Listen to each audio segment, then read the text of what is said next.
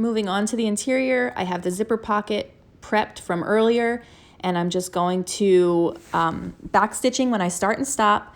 I'm going to sew along each long line that I drew for the zipper. I'm not going to bother sewing the short lines.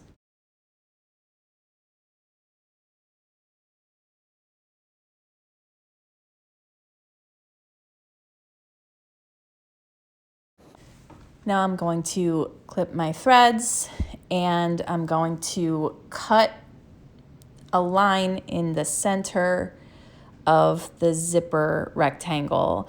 The way I like to do this is I like to fold it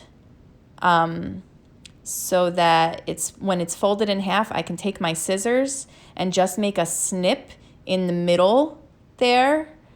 And then that's kind of my starting point so that I can just start from the middle. So I'm snipping right in the middle, open it up, and now you've got that snip that you can stick your scissors into and then start cutting. So it's a really clean cut.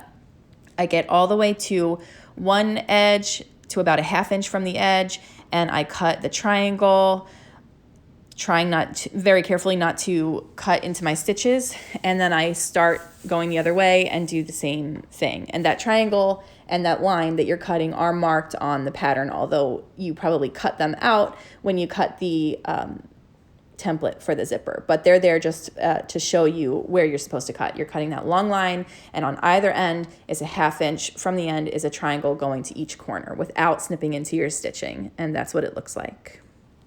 I'm just going to pull the entire pocket through to the other side so you have a finished edge rectangle there to sit the zipper behind when you go to do the next part.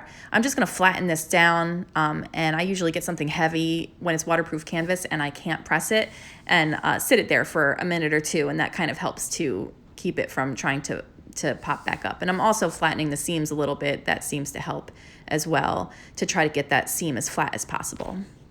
Okay, now I am just prepping my zipper. I use zipper by the yard, so I'm putting the zipper pull on, and I'm getting ready to put it behind that rectangle, and you're just going to line it up so that the edge of the zipper meets the edge of the pocket on the back, and that the zipper pull is showing on the left edge in the front. So when I'm looking at it, it's to my left. And if you're new to installing zippers, you should probably either pin or use some tape, some leather tape or Wonder Tape to try to keep this in place. But I usually just wing it and sit it under the machine, and you're going to top stitch around the entire rectangle over that zipper.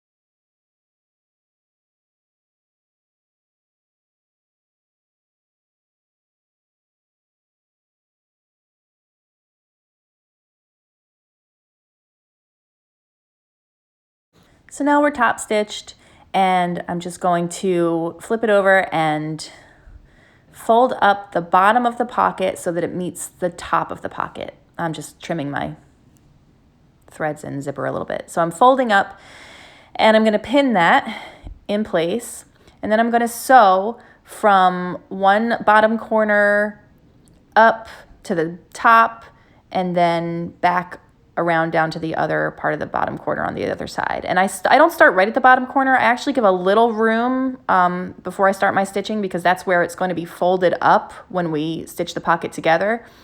And I do the same thing when I get to the other side. I'm not going to end at the very, very bottom. I'm going to give myself a little, I would say, 1/4 inch of space there of no stitching. And of course, you're back stitching when you start and stop. And now that it's sewn together, I'm going to take my scissors and just snip open the bottom. That's going to be our turning open. This is the part where if you just would have rather used 2 pieces, that's fine. I just don't like to cut, so I just made it one piece that I could just deal with later.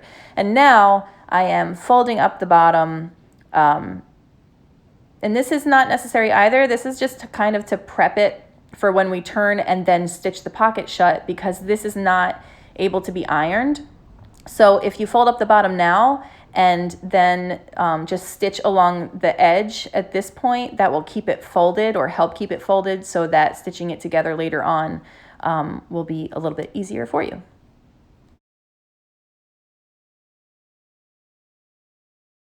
Now that that's done, I'm going to go ahead and open my zipper, because I don't want to forget to do that later on and not be able to turn the bag.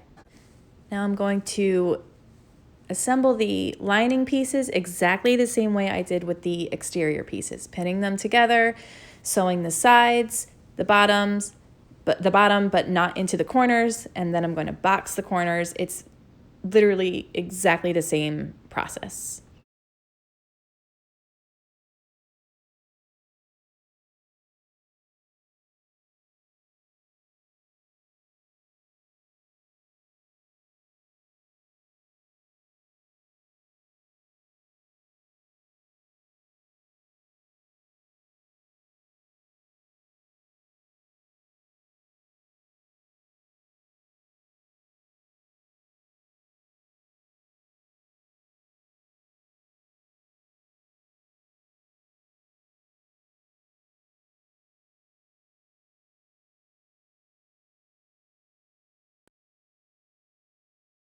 I'm just going to go ahead and clip those triangles into my seams as well on the interior, and finger press below them, but I'm not going to tape them down.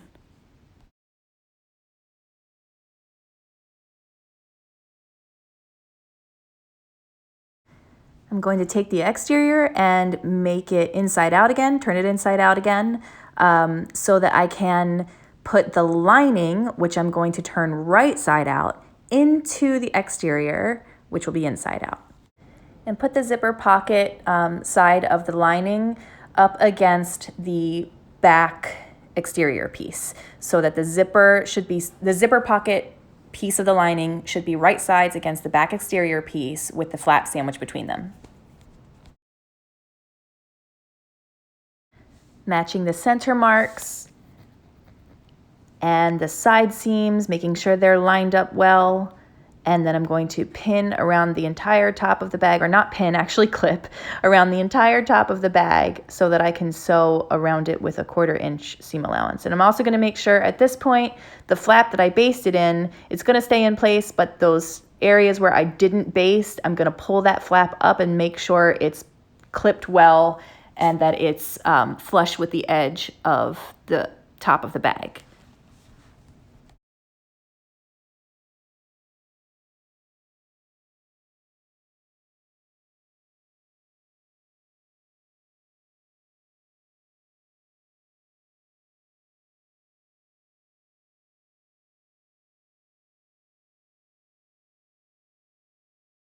Sewing around that top with a 1/4 inch seam, I am, you're gonna see, I'm gonna smush this bag all over the place. You can't be afraid to crumble it, smush it, it'll be okay. Backstitch when you start and stop.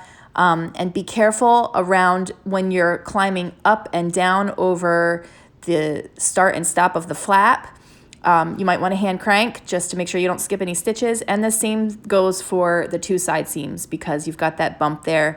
Even with an industrial, I like to stop and go slow and make sure that I don't skip any stitches around those sides.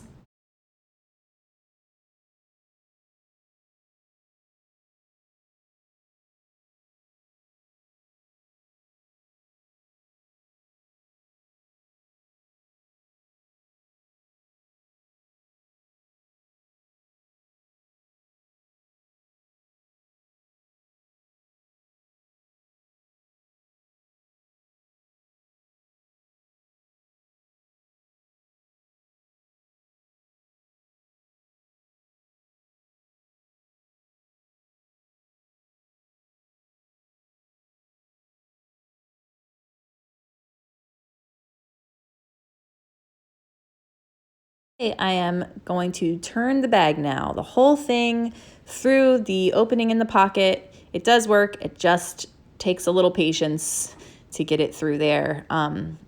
And once it's through, I'm going to push out the corners of the exterior And then I'm going to push the lining down into the bag.